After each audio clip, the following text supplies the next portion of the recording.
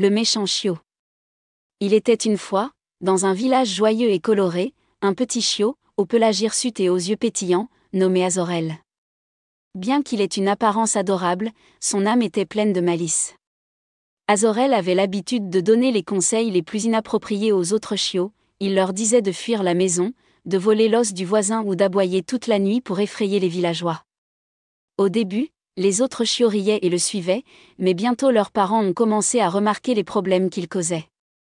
Un jour, le maire du village, un vieux chien sage nommé Grand-Père Attentif, appela Azorel à lui. « Azorel, si tu continues à donner de mauvais conseils, je devrais te jeter hors du village. Ici, on s'entraide, on ne se fait pas de mal. » Mais Azorel renifla avec mépris et partit jouer, ignorant l'avertissement. Les bêtises se multiplièrent, un chiot se perdit dans la forêt, un autre attrapa un rhume après avoir sauté dans la rivière à la demande d'Azorel.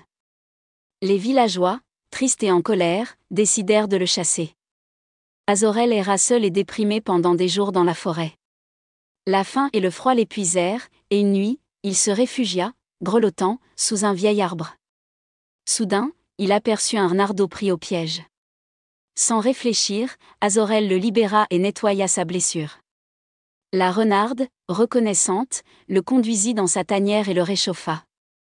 Ce soir-là, Azorel comprit combien il était important d'être gentil et d'aider ses amis. Après plusieurs jours de réflexion, il retourna au village. Les villageois l'accueillirent avec prudence, mais Azorel changea, il aida les autres chiots à apprendre les règles de sécurité, à s'excuser lorsqu'ils faisaient des erreurs et à être amicaux. Grand-Père Attentif l'appela à nouveau. « Azorel, tu es devenu un chiot fiable. Nous sommes fiers de toi. » Ainsi, Azorel a appris que l'amitié et la gentillesse sont les trésors les plus précieux, et parfois, même les âmes les plus espiègles peuvent changer si elles apprennent une leçon importante.